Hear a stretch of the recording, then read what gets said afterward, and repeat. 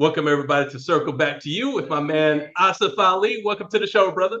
I appreciate you having me on, baby. Niners, we out here, baby. Yes, sir. Yes, sir. So, man, before we get into anything, man, I want to talk about Deion Sanders and what he has done for that organization in Prime Colorado. I time. mean, Prime phenomenal time. job.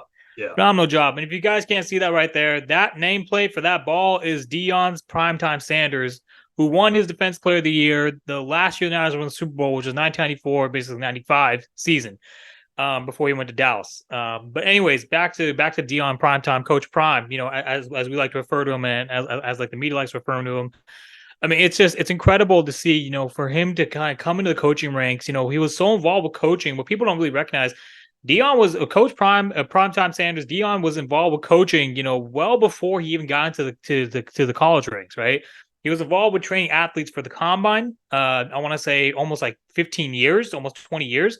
And then essentially he was also involved with high school coaching his kids, who are now playing for him at Colorado, Shador and Shiloh. And prior to them, he was also coaching and helping mentoring these kids, these D1 prospects, like Michael Crabtree, who came to the Niners. So, anyways, with Deion Primetime Sanders, right? I mean, I want to say what we've seen from him to first, obviously, with his first major coaching gig at the HBCU with Jackson State, to take that program, elevate it to where it is now, and basically make put HBCUs on the map, especially in the SWAC conference, and then basically take this opportunity to go to Colorado, which was 1-11 last year, people. 1-11, one win on that team last year. And now obviously get them to a position where they beat the defending national champion. Well, not defending national champions, but like obviously the national champion runner-ups in TCU and give it week one. They go ahead and they beat Wisconsin, Nebraska, or was Wisconsin? I forgot which team. Sorry. I think it was Nebraska in week two. And now obviously being a rival Colorado State team in week three, which was coached in a very well defensive coach team, in a great, trip. I think it was a double or, double overtime, thriller, at Boulder. I think ultimately kind of what Deion has done is he's proven that, you don't need to necessarily, I'm not going to say I'm against the old way, because the old way is tried, tested, and proven, right, in coaching. But he's kind of put the world of coaching on its head in the sense that he's been able to kind of leverage the transfer portal. He hit that extremely hard to get transfers in. And basically, 70% of the roster came from the transfer portal for Colorado this season. And you see the outcome of that immediate impact, for this season, obviously for week 1, week 2, week 3. I mean, obviously 3-0, it's incredible. And obviously, it wasn't that Deion didn't want any of the guys, such as walk-on players like myself when I played JUCO back in the day, right? It was the fact that when he got there and he was trying to coach those guys, they obviously didn't want to put the work in to be great. And that's pretty much all you need to say about that. People can debate whether or not it's ethical to use transfer portals. People can debate whether or not, those other players should have gotten an opportunity. I personally think if you get for an opportunity and you get cut for whatever reason, that's the nature of the business, whether it's in the collegiate ranks, whether it's in the NFL ranks, whether it's high school ranks. I coach high school, right? Varsity, there's no difference, right? I think ultimately now what we're seeing, with Deion Sanders, Coach Primetime, is now you see a Colorado team which is reinvigorated. Unfortunately now they're going to have their toughest test of the season against number 10 Oregon this Saturday, going to Alton and trying to win.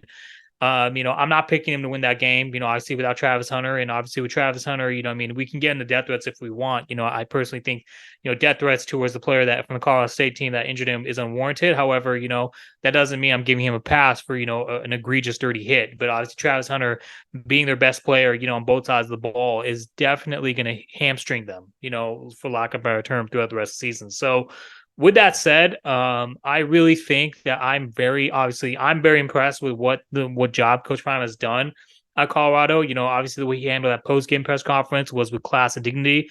How he basically said, Coach Jay on Colorado State, he harbors no ill will to him. Him being a fellow brother, being African-American, a minority head coach in the collegiate ranks, it's great for the sport. Obviously in the NFL, I talked about this with Marcus Ogden, other NFL veterans, there's not enough head coaching minorities in the NFL ranks, so I'm hoping that we'll see that translate to the highest level, right? At some point, that's wishful thinking at best at this point, but I do hope for that. And ultimately, I think with Coach Prime, obviously the culture of Colorado, the swag, wearing the sunglasses and, the hats and all that stuff. I wasn't able to wear mine today. I wanted to, but I was just so busy. I wasn't able to get them, but, it's great. It's fun. It's exciting. It's flashy. It reminds me of kind of, the U days. We're gonna get, like I said, we're gonna talk about, a show on Netflix, which had an alumni from the U back in their heyday. And obviously Prime, being prime time, being coach at Florida State, obviously, I'm not coach at Florida State, but coming from Florida State, being prime time at Florida State, being the best cornerback in NFL history, being one of the greatest two-way athletes all, of in history in pro sports, right? I think it's incredible to see how well he's translated to the coaching ranks, because sometimes you don't see great players translate to becoming great coaches. And I mean that's pretty much all I have to say about that. I mean, it's prime time, baby.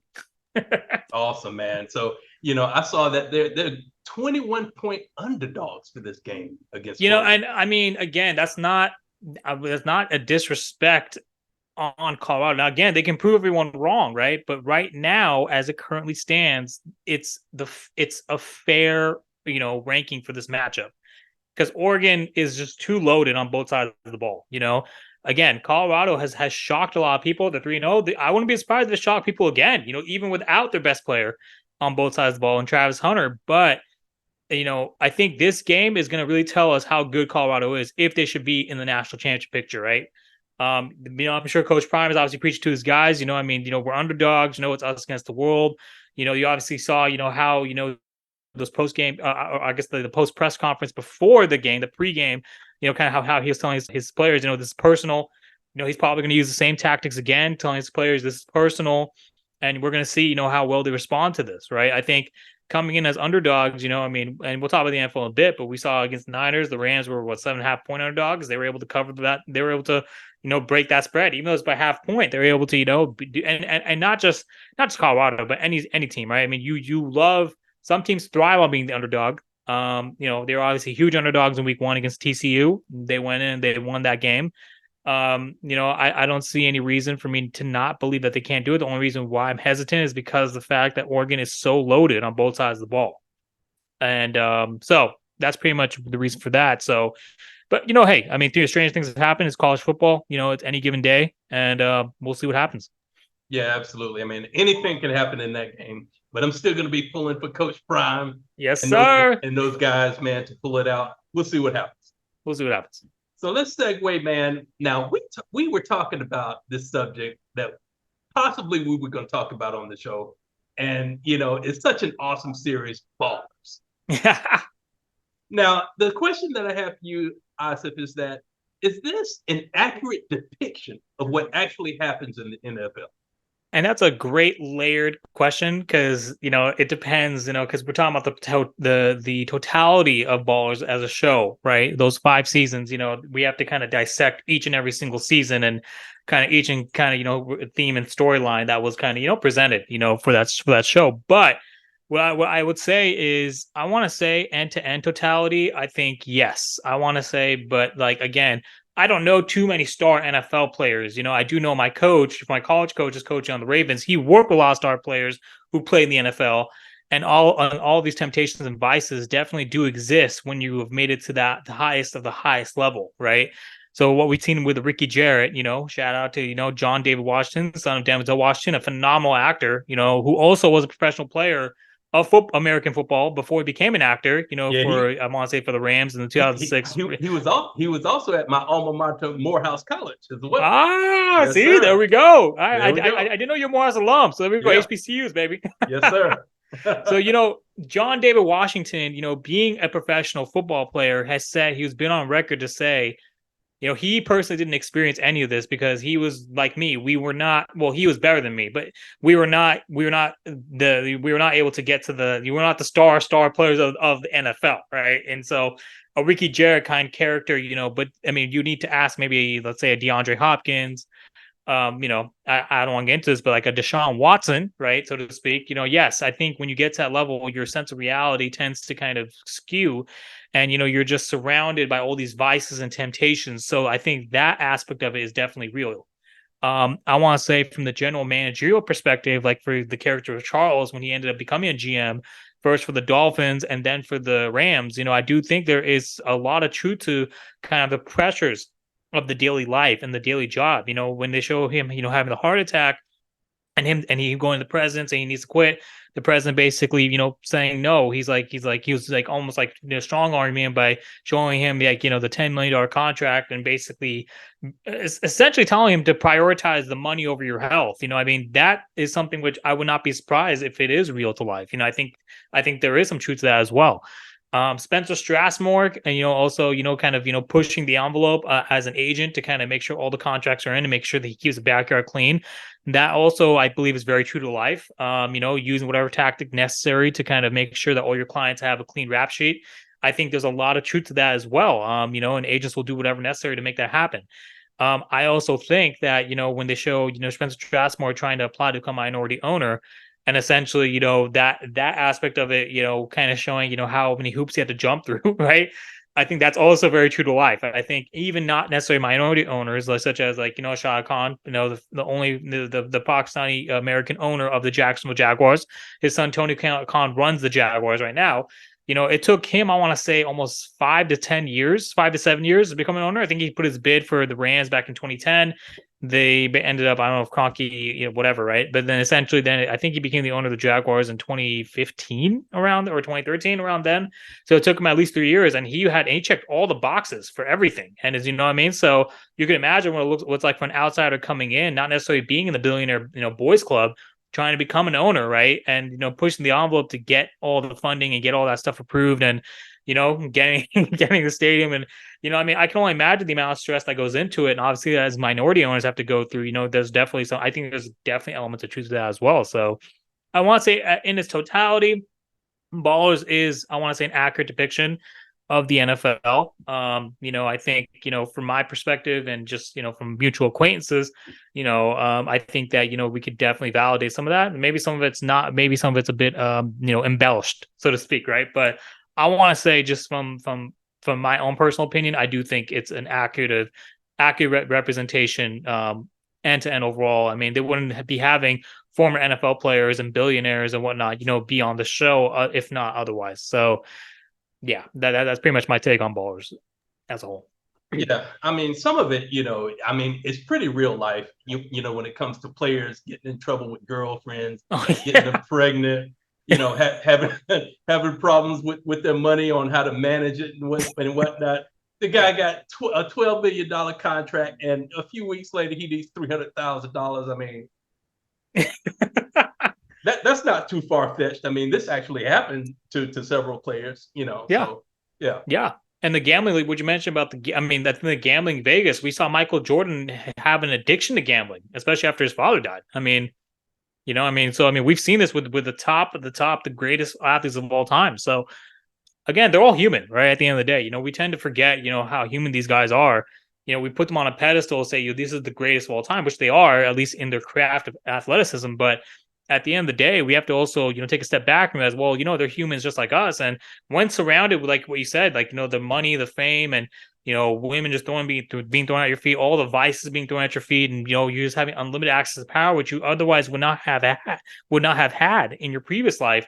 There's definitely a lot of, I want to say, issues with, being able to manage money. And I think you and James, back in the day when James Hagler, shout out James, right? Talk about financial literacy with boxers and all that stuff. That stuff is so true to life with so many athletes in the NFL and football in general. It's ridiculous. And we can just count not even count our fingers. We probably need both of our hands and fingers to kind of count, how many, major superstar athletes went broke because of, bad decision making. So, I think I agree with you. I think, a lot of this stuff is real. A lot of the issues that presented, are real. A lot of the kind of the sensitive topics of race and all that stuff is also very real. And it's something that we just have to kind of acknowledge. And if some people may not appreciate that, or they may not agree with it, which is fair and fine. It's a show, you don't need to watch it. But I really think there's a reason why, once Netflix announced the release of Ballers, why it received such an uptick in views. I want to say, obviously, The Rock, being who he is, being the box office sensation, he was at Colorado's pregame for Coach Prime. He was obviously on WWE that same Friday, the Friday before the game against Colorado State. So The Rock is larger than life. But I do think that the show itself, it's quality content that really spoke to kind of, the realities of football. And It reminds me of another show that the NFL canceled back in the day. You may not, anyone listening, you may not remember the show. I think it was called Game Changers or Playmakers, back in 2003, 2004, starring Russell Yeah. Hornsby. And yeah, and so that show kind of was really, kind of harsh reality, about NFL, then the vices and, I mean, the reality of, how players such as offensive linemen who are morbidly obese have to deal with many health problems such as diabetes and whatnot. You have, players, who get injured and then basically like, they show obviously, the highlights, but then back, the injuries would then obviously paralyze players and, they wouldn't be talking about any of those as well, you know? So I think these are other issues that were otherwise not reflect, which the NFL was really scared of kind of, releasing, and I think that was kind of the reason why they end up canceling Playmakers. But, I'm glad that Ballers kind of was able to kind of, shed light on that. I really wish that, it was still on the air. But 5 seasons is still telling enough. I mean, they accomplished a lot within those 5 seasons for anyone, who otherwise didn't know about the behind the scenes of life of a sports agent or an NFL athlete. Yeah, I think they did a phenomenal job with it. And I think they had a lot of really, really important life lessons as well, especially when it comes to managing money. And one of the guys had a McLaren, and the Rock was like, listen, if you can fly it, drive it, or F it, lease it. Do not buy it because it's a depreciating asset. Absolutely. Yeah. I mean, if you're going to buy a nice car, I mean, like, you want to buy a Benz, maybe like a C-Class or, like a convertible, then that's fair because that's less than maybe 40.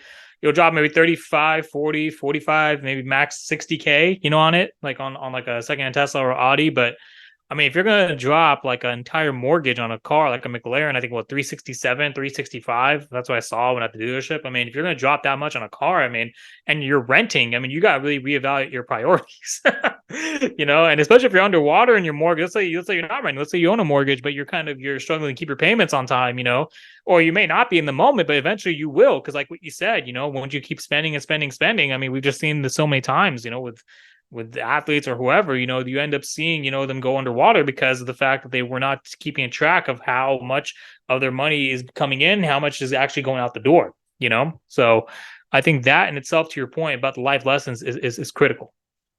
Yeah, absolutely.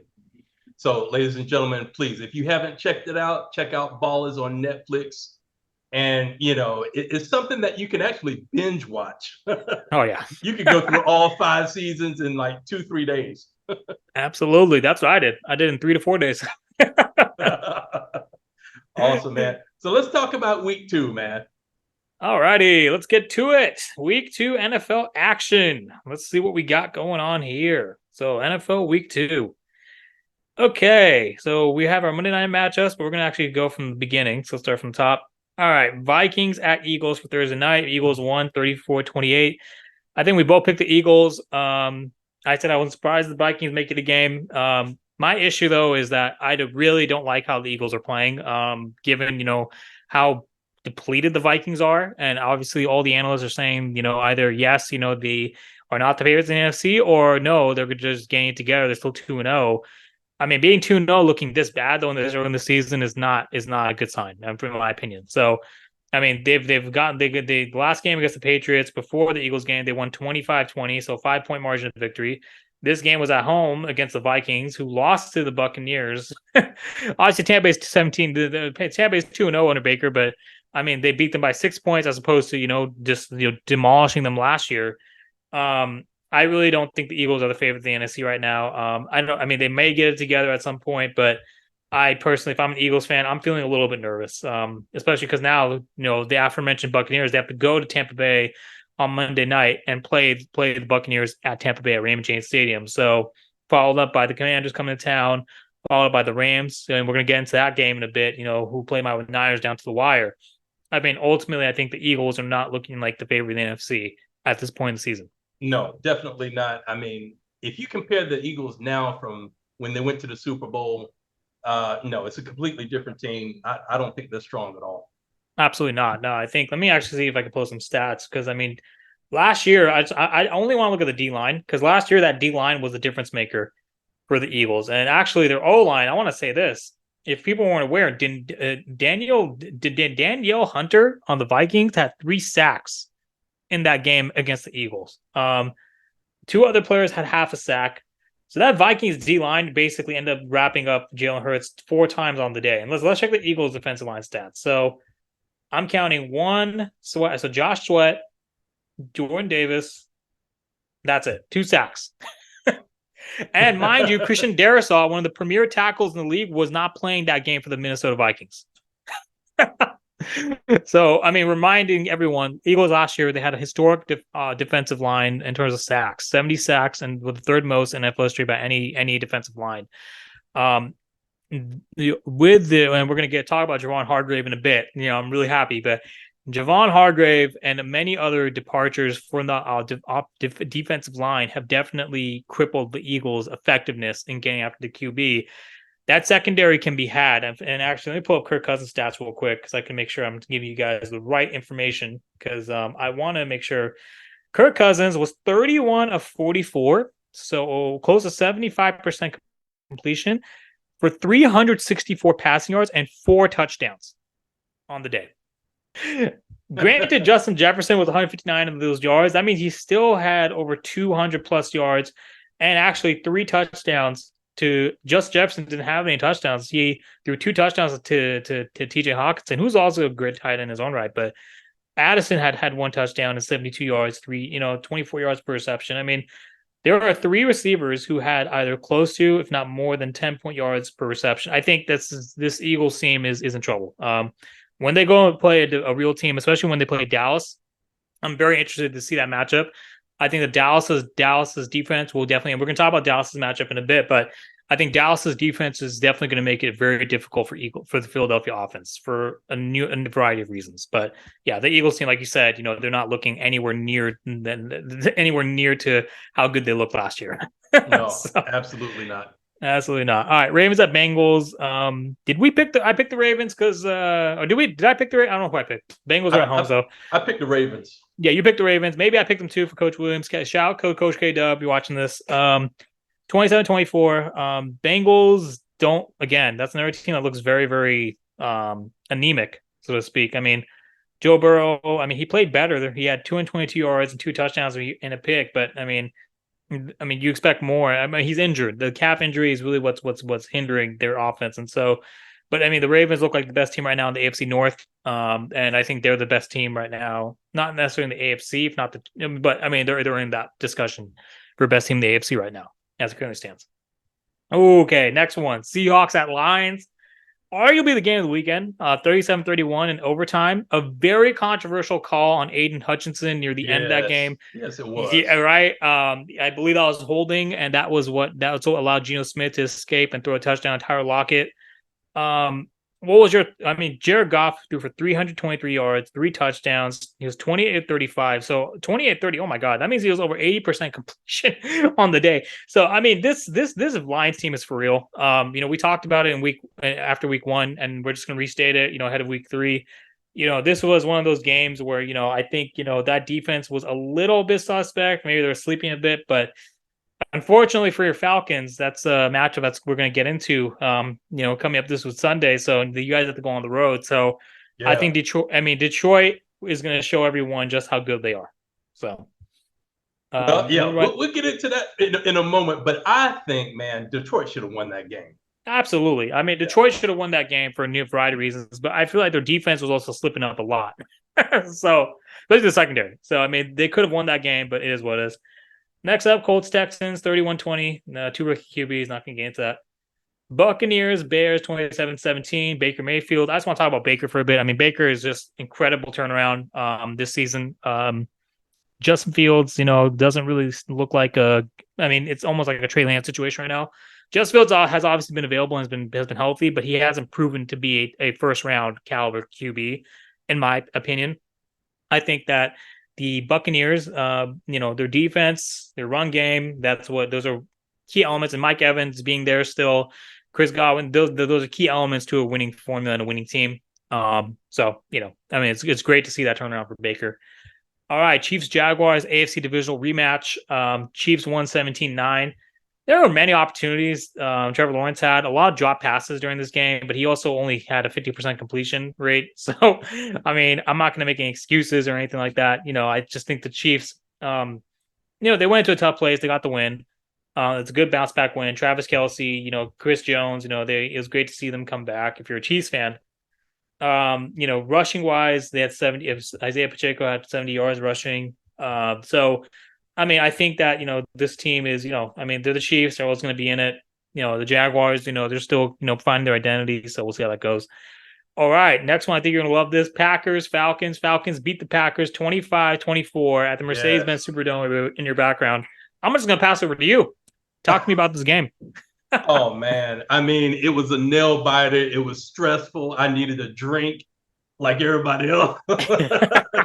But I'm gonna say this though, man. I'm happy they got the win, but man, the passing game, Asif, I'm not happy with. But he did better though in this game, and that controversial call in the end zone in the fourth quarter, that should have been a catch. What did you think?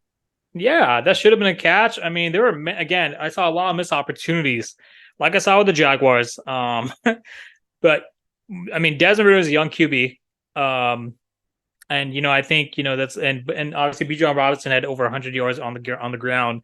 Drake London, this team is so young and they're so talented and they haven't reached their ceiling yet. I think Desmond Ridder still needs to grow a little bit more as a quarterback. However, I also think, and we talked about this during the game, the play calling was a little bit questionable from Arthur Smith. I think that needs to change. Otherwise, I really think he should be on the hot seat. Granted that this Green Bay team did also blow out the Bears in week 1. It's a great win. Jordan Love as well. So he only had 151 yards passing, three touchdowns. So it was great. It was a great win for this young team, this Falcons team. So yeah, and like you said, man, the play calling, those couple of plays on fourth down, and they went for it. I mean, nobody agreed with it. Thank God they got the yardage that they needed. To continue the game, and they wanted it. They won it, but man, yeah, definitely the play calling needs to improve. Absolutely. Okay, Raiders at Bills. Bills beat the Raiders 30-10. Yeah, I mean, not much to say there. My flag game, I had a bunch of Raiders fans, and I had a Bills fan, just jawing back and forth on both sides of the ball. I had a flag game on Saturday before this game. Jimmy G, obviously, 1 touchdown, 2 picks. Josh Allen, bounce back game, 31-37. So almost 80% completion there. 274 yards passing, 3 touchdowns. Cook, I had 17 carries for 123 yards. Gabriel Davis had 92 yards receiving for a touchdown. What this game showed me was that, the Bills are Jekyll and Hyde based on the week. Granted, week 1, I think the Jets, obviously, divisional matchups are very tough. But the Bills are still in the conversation for being the one best team in the AFC, if not the best team in the AFC.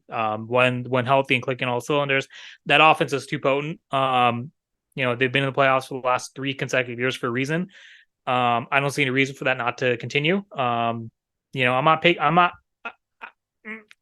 Between the Miami and Buffalo, I don't know if I'm willing to say Buffalo is still the favorite in the AFC East over Miami just yet, but very well could be. We'll see. They've won it the last 3 years, so I don't see why not again this year. Yeah, they should. Oh, man. Chargers the Titans. This is also a great game. 27-24. I forgot who I picked. Did you pick the Titans? No, I picked the Chargers. Yeah, I think.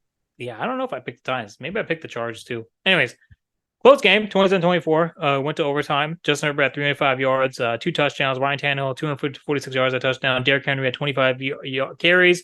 80 yards, a touchdown. Obviously, you hand off to him. Keenan Allen, 8 receptions for 111 yards, 2 touchdowns. I think this was a great game, but a lot of miscues, a lot of mishaps. I thought there was one point in the Chargers, they were 3-0, and then I think at one point it was around like 10 or 11, 14 something, 14-7. But Mike Vrabel's a great coach. I think this is why Brandon Staley will probably be on the hot seat and probably out of a job at the end of this year. There's a reason why all the talk are saying that, because of the talent on this Chargers team. With Khalil Mack, Joey Bosa, obviously Justin Herbert, Keenan Allen, Austin Eckler is now out. So fantasy pros like my fantasy owners, you're probably hurting like me. So I mean, with that said, the Titans are also a threat in the AFC South. I picked the Jaguars to still win the division. But again, just like the Bills, you never know. I mean, it's going to come down to the Bills and the Dolphins, the AFC East. It's going to come down to the Titans and Jaguars, the AFC South. 49ers at Rams, 30-23. Yes, sir. Yes, We are sir. out here. Yes, sir. Okay, so let's kind of get into these stats real quick. Brock Purdy, 17-25, 206 yards. Christian McCaffrey, 20 carries for 160 yards and a touchdown. Deebo Samuel had 6 catches for 63 yards. What stuck out to me about this game, Brock Purdy had so many chances to throw touchdowns to Ayuk, to Deebo, Kittle, and he just overthrew it. Yeah. With that said, I'm very happy to see how well the defense played. If I'm not mistaken, let me actually pull up. I'm very surprised actually how poorly the D-line played. Not necessarily poorly in the sense that, they played badly because they ended up with the win, but only 1 sack, and that was from Fred Warner, the Mike linebacker. The D-line did not have a sack all game. So I think, but Isaiah Oliver, the free agent acquisition was a great, he had a pick, he proved, why they got him from your Falcons. And, I think, obviously, I think Javon Kinlaw, he played a solid game. Javon Hargrave, obviously, Nick Bosa, what stuck out to me was what was not on the stat sheet. I think Stafford, I think, had over 300 yards passing, if I'm not mistaken. Yeah, 307 yards passing, touchdown, 2 picks. The defense was able to get after him and force some of those picks, and obviously, force him to get the ball, rid of the ball quickly. That's also why the D-line didn't have any sacks, because, Stafford was trying to get rid of the ball quickly to avoid the pressure, right? So, with that said, I'm happy that the Niners pull out this win because the Rams did beat the Seahawks last week, 30-13. And you saw the Seahawks play the Lions down the wires. The Seahawks are still a very good team. Divisional matchups were always tougher. So, important things, Niners went down there. They won. And it's not SoFi. It's not SoFi Stadium, y'all. It's Levi South, because you saw the sea of red. It's just no home game for us Niners, fans. So, yeah, great game. I'm looking forward to seeing. We're going to talk about the Thursday night matchup to kick off week 3. But, I'm happy that they won. And it was great to be 2-0 and leading the NFC West week 2. All right, Giants at Cardinals. This is a great game, 31-28. Both games, the Giants barely pull out the win, but it was a great bounce back win for the Giants after losing 40-0 to the Dallas Cowboys in week 1. Daniel Jones had 320 yards passing, 2 touchdowns and a pick. Saquon Barkley had 17 carries for 63 yards and a touchdown. James Conner actually surprisingly also had 166 yards rushing for the Cardinals and a touchdown. Joshua Dobbs also had a touchdown. Obviously, this game came down to the field goal, and obviously the Giants outscored the Cardinals 17-0 in the 4th quarter, which is remarkable, right? It gave me flashbacks, I want to say, of Eli to an extent. I think Daniel Jones has the potential to be a great quarterback in the league. He just needs to get it together and be consistent. And again, unfortunately, he needs to play well against a great defense. We saw how badly he played against the Cowboys week 1. We saw last year against the Eagles. Obviously, Eagles were the best in the AFC, so we can't penalize it for that, because he did end up winning a playoff game against the Vikings in the wild card round last year. But I think that we need to see how well he can do against the great defenses, such as the Eagles and the Cowboys in his division. We will see how well he does in his division this year against great defense. And obviously on Thursday night, which we're going to talk about in a bit. Jets at Cowboys 30-10. Zach Wilson, I'm not going to even talk about it. Commanders Broncos 35-33. This was also a really nice game. I think there was some questionable play calling. Russell Wilson had that 50-yard Hail Mary, and but the Commanders still were able to walk in Denver. Denver is 0-2 at home. It's very alarming, I think, because they got Sean Payton for this reason, to help correct some of the issues they had on offense. And so far we haven't seen that. I think there's a lack of chemistry and understanding between Sean Payton and Russell Wilson as a head coach and quarterback. Sean Payton's very, to the core, doesn't like doing too much in public. Russell Wilson's the complete opposite. Kind of, I'm not gonna say he's letting loose, but he has let loose, I want to say, in recent years, as opposed to kind of being hyper focused in past years. And it's just a lot of that ability has just dwindled. The problem is Russell Wilson. Sean Payton was brought in to fix Russell Wilson. So far, we haven't seen it. The Commanders are now 2-0 on the season. That NFC East division is loaded. So we'll see how that goes. We'll see how that goes. Dolphins at Patriots 24-17. Tua Tagovailoa is 5-0 against Bill Belichick. Man, now we had a discussion about Bill Belichick, and I agree with you now. He's just fading away, man. I mean, is he? Does he need to retire, Asif? I mean, sheesh. At this point, I mean, they had the jersey celebration, retirement for Tom Brady. They had all that good stuff for Tom Brady, on Monday. I think, or Sunday, whatever it was. But I mean, I think he does need to retire at some point. I mean, he's chasing John Shula's coaching record. He wants to get over 300 plus wins. How many? I think he's 30, 28, whatever it is. But with that said, the Patriots have played pretty good on these last 2 weeks against two great teams. They play the Eagles down to the wire. Well, actually, sorry, scratch that.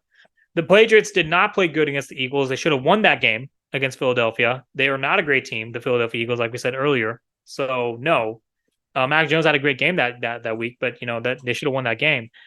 And again, against the Dolphins, it was a winnable game. Granted, the Dolphins are still are both of our picks to win the AFC East. There were opportunities there. There were opportunities down the line. And let me actually see. The Patriots did outscore the Dolphins in the fourth quarter, but Miami was still able to score a touchdown, which basically sealed the game. And the score is representative of how close it was. So I think Bill Belichick needs to figure out something. I think either a coaching change or either something with something he has. I'm not sure what it is, but also I think since the team is so depleted as opposed to the previous years, it is what it is. I mean, they're going to struggle week to week. So, but It's good to see them playing hard. But anyways, okay, your favorite matchup of the weekend: Saints at Panthers, 2017. You obviously love both these teams. So, what was your take on this game? Well, I mean, okay, I didn't see the game, but I mean, I was heartbroken that the Saints won, of course. Yes. But in my opinion, man, both of these teams suck. I know you like the Saints, but still, I'm holding my position on the Saints. I hope they come in last. Yeah. Yeah. Well, let me say this. That defensive line, like I told you about the Panthers, with Brian Burns, and you also have guys like linebackers like Frankie Louvu or safety. I'm not sure what position he plays. I think they had four. Let me count this. They had 4 sacks on the game on the day. And I mean, that's a really good, somewhat veteran but somewhat young defense. Justin Houston's on that Panthers defense, and he also had a half sack.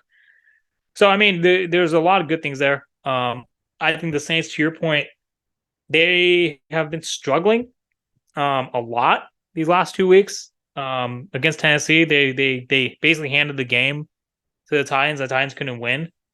Again, I mean, yesterday, day before yesterday, they struggled against the Panthers. Panthers had an opportunity to win. Panthers are a very young team, and they just weren't able to capitalize because they're such a young team. So, I mean, the Saints, it's really, it's kind of shocking, to see a team which was otherwise favored to win this division not really play up to expectations, so to speak, especially with the acquisition of Derek Carr, because that was really the question mark. And Derek Carr has kind of been inconsistent these last couple of games. So, and I think that's, to your point, they're not really looking like a powerhouse team as I originally predicted in the NFC South. So no, they're going to have to change some things. And if they don't change some things, I mean, it's going to cost them their playoff spot. So yeah, we'll see what happens this weekend. Oh yeah, we will. And last but not least, the late matchup, the Browns and Steelers. Steelers won 26-22. There were so many opportunities for the Browns to win this game.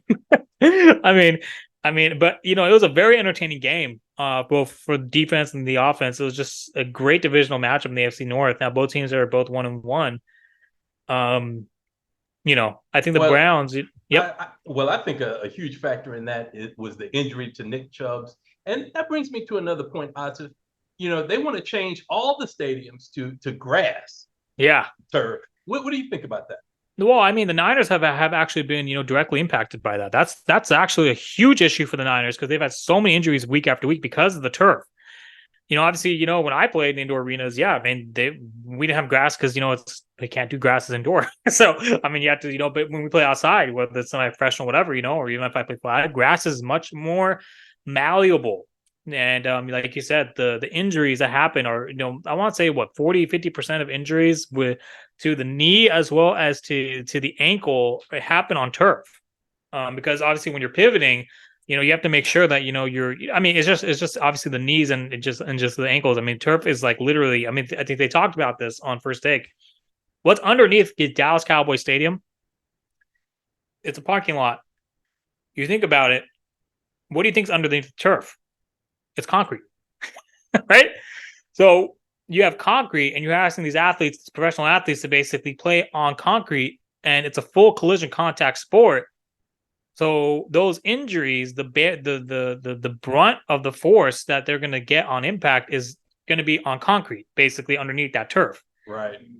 And that's obviously when you talk about player safety, it's not good. So I personally am in favor. Also being a Niners fan, I really think it'd be great just to see more natural grass. George Kittle was vocal about this a few years ago. Or last year, actually, I think it was last season. George Kittle was actually on record to say he wants natural grass. So yeah, I mean, I think that would be better. I mean, it'd solve a lot of problems, and a lot of players I think a lot of injuries would be mitigated as a result of that. And Nick Chubb was just, unfortunately, another one in the long line of players who have suffered injuries due to the conditions of the turf. Yeah, I mean, it's unfortunate because I mean that's a season-ending injury. I mean, it's terrible. My fantasy team. Ugh. Yeah. I'm sorry, man. Yeah. It is what it is. I think with that said though, I think that, it's not a quick fix. I mean, to make all the same natural grass, you're talking about, I mean, obviously for appealing to owners, I'm not defending anyone. I mean, they could do that. I mean, you see WWE and all these other events, set up shop in different rings in different arenas, all over the world. I mean, I'm sure these owners, if they really want to, maybe it is a quick fix. It's just that they don't want to pay the money. So, but I think it would solve a lot of problems if the NFLPA is able to kind of get together and put that together and put that in motion. There's no reason why the owners should not approve that. So we'll see. All right, so that's it for week 2, rounding out week 2 matchups. Now let's talk about week 3. Tomorrow's matchup: the New York Giants against your San Francisco 49ers. Yes, oh my sir. gosh. Oof. That's going to be a good one. It's going to be a good one. So the Niners are coming into this game. They obviously have they're 2-0 on the season. They just won week 1 at Pittsburgh. They went on the road, which is basically, well, not really on the road. It's not Los Angeles, it's home game. They went on the road against LA and Levi South, baby. Levi South. And now basically they're coming back home. Their first home game of the season against the New York Giants team. The Giants team just beat the Cardinals.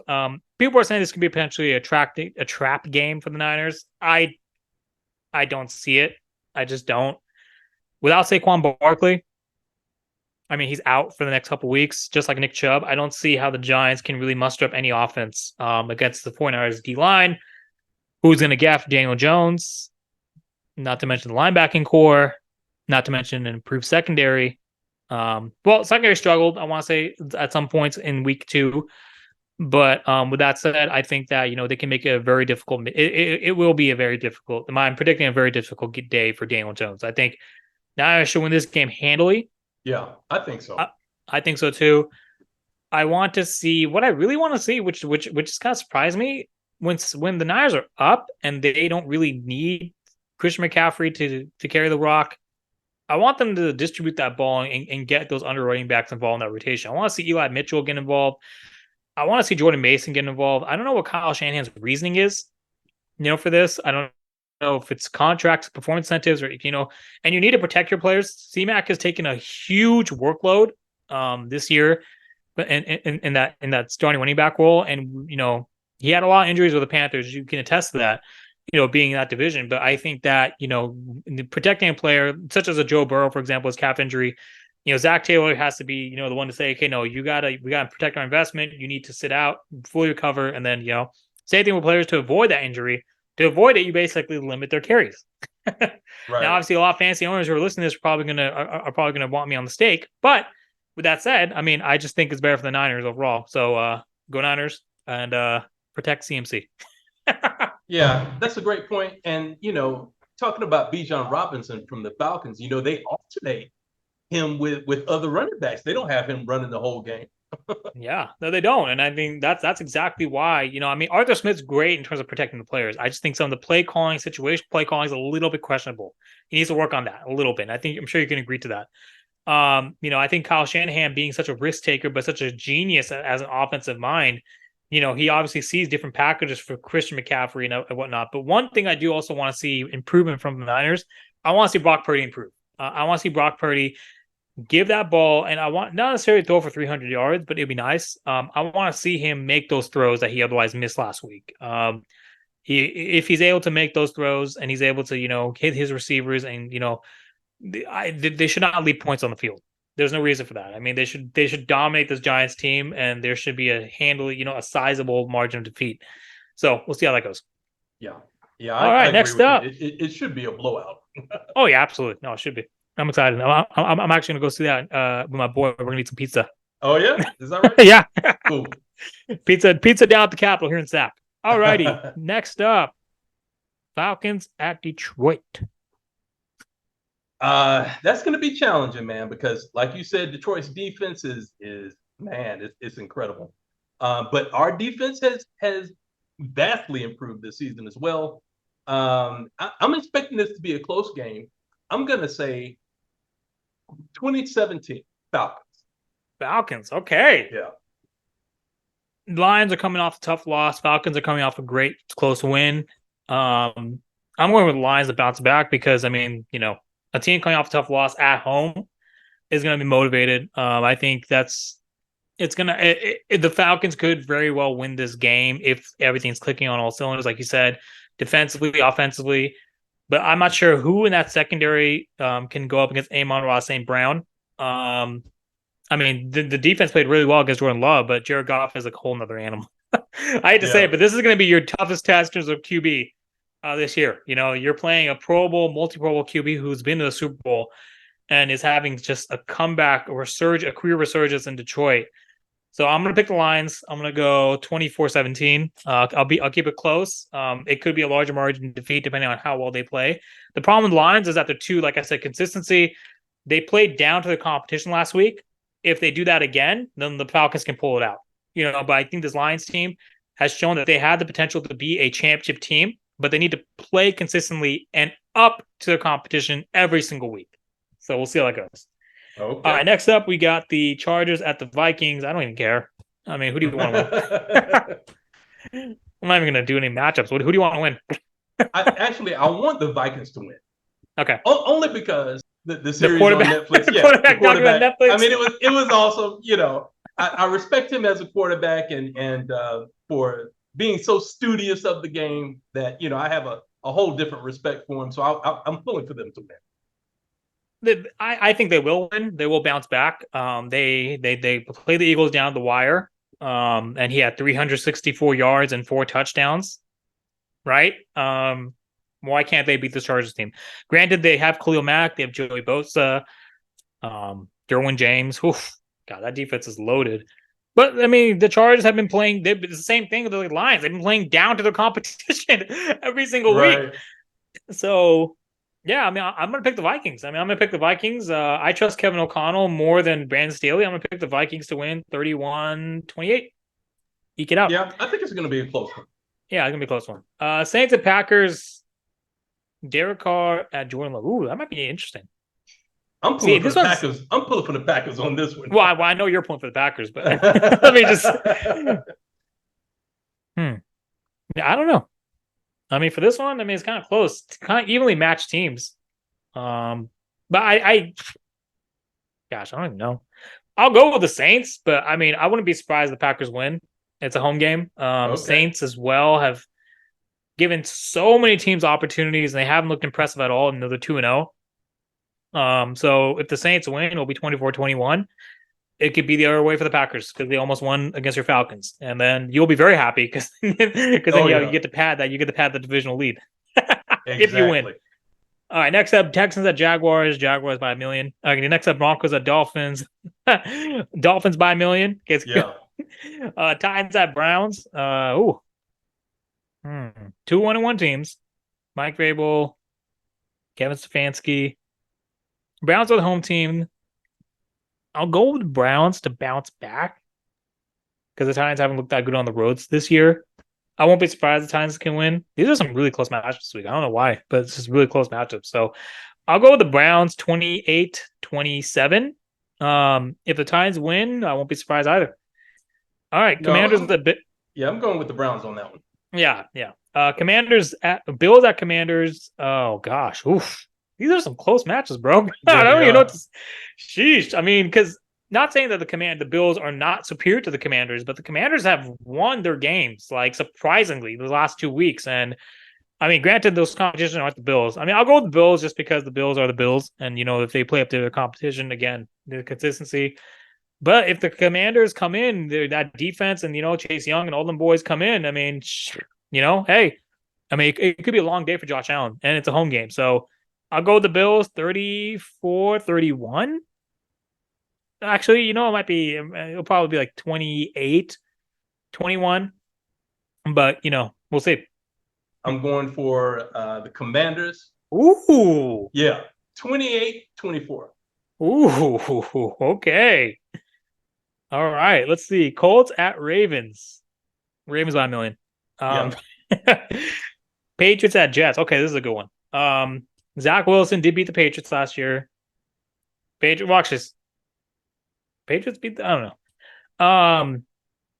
Patriots beat the Jets last year. Anyways, twice. Let me see. I will go. This is tough actually, because I mean, it's a divisional game. Not evenly matched teams, but Bill Belichick's coaching. Mac Jones is a much better option at quarterback than Zach. I don't know, but that Jets defense is for real. Sauce Gardner and also have Garrett Wilson, so it's a home game. I guess I'll go with the Jets. I'm not confident in that pick at all. Like many of my other picks this week.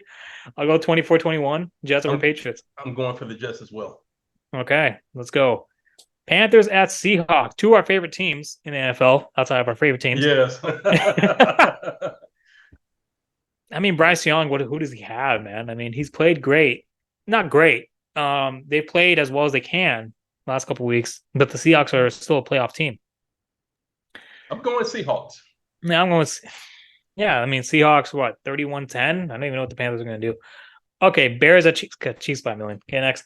Cowboys come on, next. Cowboys by a million. Okay, Steelers at Raiders. Yeah, Steelers at Raiders. This one might be close. It's at Las Vegas, and the Steelers, they're 1-1. Raiders, I think, are also 1-1. So I go with the Steelers because of their defense, but the Raiders can win. Yeah, the Raiders. I don't know. I'll go Steelers 17-16. I might be wrong. We'll see. Okay. So I'm going Raiders. Yeah. Raiders. Okay, let's see. Eagles at Buccaneers. Okay, I'm gonna pull up this is my upset of the week. I'm pulling for the Buccaneers to win this game. I'm pulling for the Buccaneers to win. Yes, I'm pulling for the Buccaneers to win this game 21-18. Wow. Over the Eagles. Okay. Yeah. All right. What'd you? Oh, definitely Eagles, man. 30 to 20. Yeah. Like 30-1, right? All right. Last but not least, Monday Night Football, Rams at Bengals. Yeah, Joe's not. The Rams are going to win this game. Yeah, the Rams. I hate to say it. Yeah, I hate this. I mean, the I don't know who. I mean, what their option is at backup for the Bengals. But they need to figure that out fairly quickly. Yeah. So yeah, I'm going to go for the Rams. I'm going to go with the Rams 30-10. Oh no, sorry, not 30-10. 30-21 around there. Sounds good.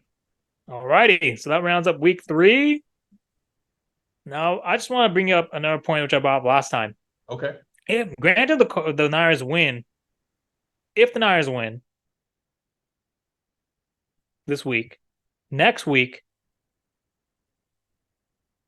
actually, I'm sorry. Yes, next week they'll play it's right. Next week they'll play the Cardinals.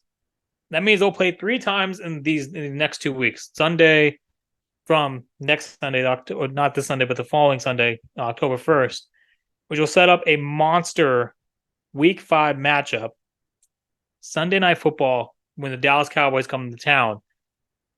I'm predicting both teams to be undefeated at that point. Like I said last time, it's looking pretty likely that's going to be the case. Maybe 1 or 2 losses. And again, I think that team is going to decide who has home field in the NFC. Because right now, as it currently stands, I believe those two teams are the best two teams in the NFC. So man, I it's bringing me. We talk about Coach Prime to open up this episode. He played for both the Dallas Cowboys and the 49ers. Right. He was on both of their last Super Bowl winning teams in 94 and 95.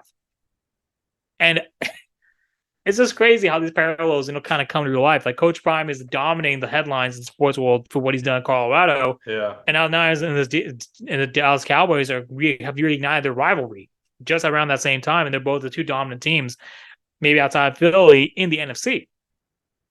Now the question is, who's better? Is the Niners or the Cowboys? We'll find out. Obviously, Niners have beaten the Cowboys last 2 years in the playoffs, but every year you have a different season. It's a different, team that you have out there. And Dak looked really good against the Jets. Granted, they're the Jets, but they're still a great defense, So, but then again, Dak almost threw a few picks to Sauce Gardner, so we can't put him on a pedestal just yet. But with that said, I'm really interested to see how well Niners play this Thursday, how well they play against Cardinals on Sunday. I'm not looking past either opponents and the Giants or the Cardinals, but they should be dominated handily by the Niners. And those two games should serve as a tune-up, so to speak, for the Cowboys in Week 5. Well, I think the difference is, too, man, with the Cowboys and the 49ers is that, the Cowboys really don't have a hard schedule at all. Yeah. So, when they play y'all, that's the test right there. Well, I think, though, the Cowboys still do have to play the Eagles and the Commanders, and that division is looking really good right now. The Commanders are 2-0. The Eagles are also 2-0. And the Giants are somehow are 1-1. Or are they also 2-0? I think the Giants also they're 1-1. Yeah, so with that said, so you're looking at 3 2-0 teams and a 1-1 Giants team, who also made the playoffs last year. So yes, you're right. I think outside of the conference, their schedule is really weak. Or outside of their division, the schedule is really weak. Yeah. But now they have to play the 49ers, and they have to play the Eagles twice, and they have to play the Commanders twice. There are some potential upsets in that schedule. I hope so. I hope so. Yeah, absolutely. As a Niners fan, that's what you hope for. You live for, the Cowboys. Stephen A. is clowning them on First Take, laughing at the fans. Shannon Sharp was just humping on, jumping on that. But yeah, man, I'm excited because this brings me back to my childhood. With the Niners and the Cowboys, with the cream of the crop in the NFC. I do hope at some point, if all things lined up, I would love to see the Niners and the Cowboys in the NFC Championship game this year. That would be awesome. That would be just phenomenal. I went to the Niners last home NFC Championship playoff game back 4 years ago when we played the Packers, and that was just a great game. I got to sit next to George Kittle's parents, Nick Bosa's dad, John Bosa, who played in the NFL too. And it was a great experience. George Kittle came to our section after the game to see his fiance. So yeah, that's it. I just wanted to bring that up because I'm really excited to see how these two teams play. I'm already fast forwarded to October 8th for that Sunday night matchup because I really want to see how good the Cowboys and the Niners play up until that game and when that game happens, because that's going to tell us a lot about who's the real big dog in the NFC. I don't see Dallas undefeated, man. By the time they play all, I don't see that. Yeah. But no, you're right. It'll be interesting. Yeah, there's so much hype around this collision course, right, of these two titans, right? It's just like because of the fact that the Eagles are weakened this year, and I'm also looking forward to a nice play Philadelphia in Week 12, right? Because Week 11, whatever it is, that's going to be a huge matchup to go travel back to Lincoln Financial Field and play the Eagles in Philadelphia for that rematch, that revenge match, almost, for the, revenge doesn't happen until playoffs, but that is a revenge match, in my opinion, because it's also going to have playoff implications for NFC home field. If the Eagles keep playing this well, they haven't been playing well, like we said, but if they figure it out and they start playing well, which I don't think they will. But with that said, the Niners schedule, its wins are crucial at this point. And with that, I'm looking forward to seeing how well they can play down the stretch and how it shapes out in the postseason. So sounds good. Well, ladies and gentlemen, there you have it. We will be back next week for Week 4. Take care. Take care.